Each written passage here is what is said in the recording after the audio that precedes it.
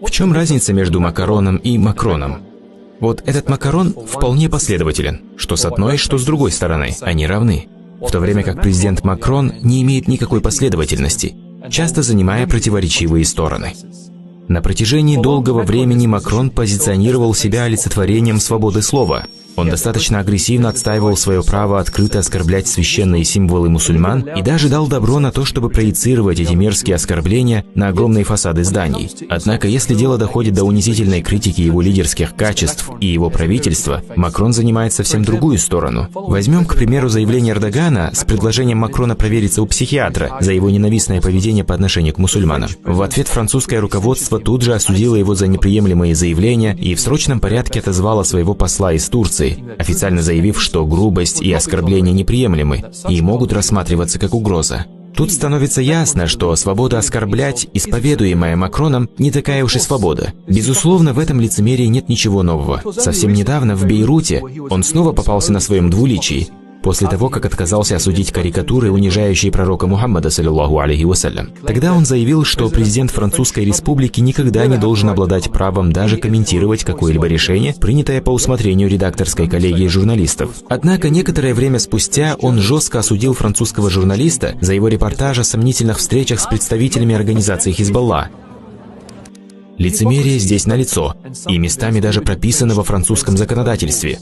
Возьмем, например, то, что надругательство над государственным флагом в общественных местах во Франции считается уголовным преступлением, и всякий, кто попытается уничтожить, испортить или же использовать флаг неподобающим образом, понесет наказание в виде высокого штрафа. Явный пример того, что Франция считает одни символы священнее других. Свобода слова во Франции – это всего лишь политический инструмент, используемый выборочно.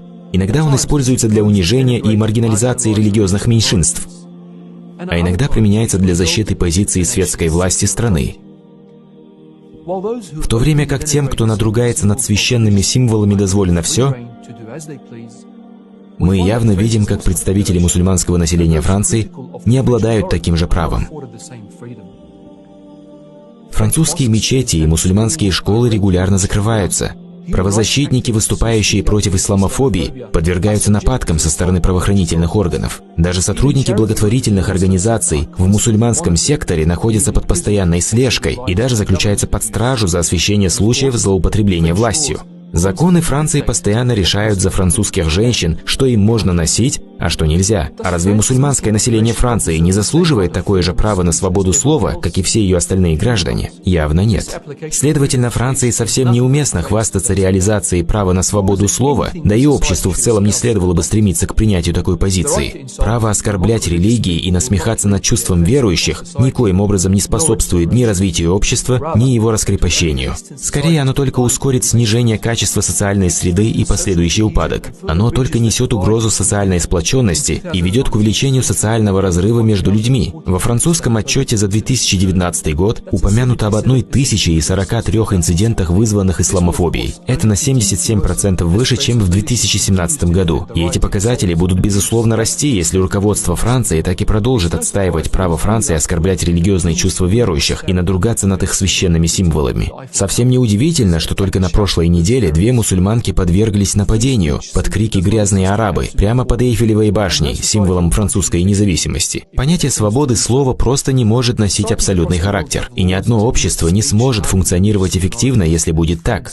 В разных обществах по всему миру приняты законы в защиту прав религиозных меньшинств, и Франция не должна быть исключением. Однако до сих пор мусульман во Франции вынуждает проявлять толерантность и даже воспевать чью-то свободу, открыто оскорблять самого близкого их сердцу человека, пророка Мухаммада, саллиллаху алейхи вассалям. И в заключении, пусть французское руководство и господин Макрон знают, что мы прекрасно видим ваше лицемерие, и каждый здравомыслящий человек, наделенный интеллектом, видит его. Лицемерие, которое вы бессовестно демонстрируете, вызывает только стыд и позор. И если уж говорить на чистоту, оно лишь служит дымовой завесой для сокрытия всех провалов и ошибок вашего руководства. Поэтому давайте извлечем пару уроков из Макарона. Оставьте противоречивое двуличие и будьте последовательны.